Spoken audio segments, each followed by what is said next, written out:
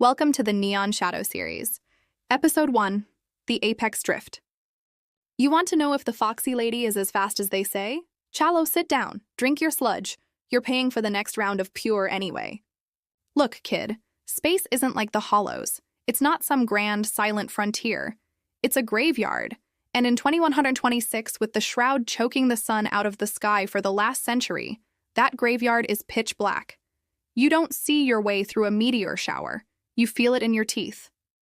You feel the fusion core vibrating through the deck plates, telling you exactly how close you are to turning into a cloud of atoms. It started at the Xylosian hive spires. Those bug-eyed chitin heads. They don't value profit like we do. They value efficiency. And I was being very inefficient with their property.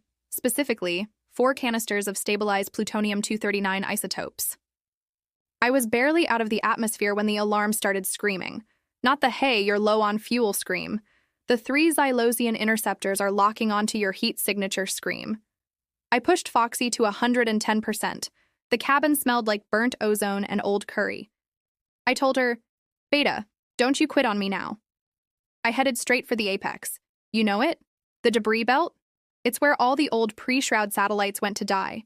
1,000,000 tons of jagged steel and frozen rock orbiting the planet like a serrated blade. Most pilots see the apex and pull a 180. I saw it and saw a shortcut. The Xylosian leader, synthesized voice, sounded like a blender full of glass, comes over the comms. He says, "Compliance results in quick termination." Generous, right?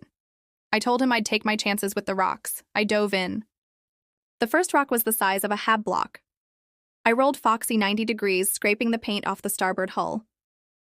You haven't lived until you've heard the sound of a meteor screaming against your shielding. It's a high-pitched whistle that makes your ears bleed. The Xylosians were good. I'll give them that. They don't have fear. They just have math. They followed me into the thick of it. I could see their blue engine flares in the monitor, closing the gap. I was losing coolant. The stabilizers were coughing. I had to thread the needle through a cluster of tumbling ore shards. One of the bugs clipped a satellite. Boom! Green fire in the vacuum. 1 down. But the leader? He was a persistent bastard. He stayed on my tail, clicking away in my ear about inevitable outcomes. I was coming up on a wall of rock. No way around. Too dense to weave, too fast to break. I looked at the mining laser controls. It's a toy, really. Meant for breaking up small ice chunks for the refiners. But I pumped the emergency fusion bypass into the lens. I didn't aim for the rock. I aimed for the fissure in the rock. I hit it with everything Foxy had. The asteroid didn't just break, it detonated.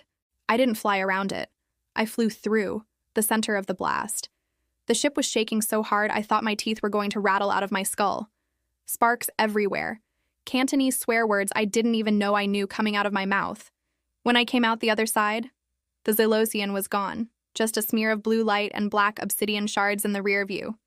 I limped back to Sector 7 with 3 hull breaches and a thirst that could drink the refinery dry. Ricky at ground control tried to charge me a hot landing fee. I told him to put it on my tab. That's the life, kid. You dodge the bugs, you dodge the rocks, and you hope the fusion core doesn't go critical before you get your credits. My brother, Kale, he's still down in the water mines. Every scrap I take from the Xylosians, every liter of fuel I burn is a second closer to getting him out of the dark. So, yeah, the Foxy Lady is fast, but she's only as fast as the person scared enough to keep her flying. Now buy the next round. This water tastes like someone boiled a battery in it.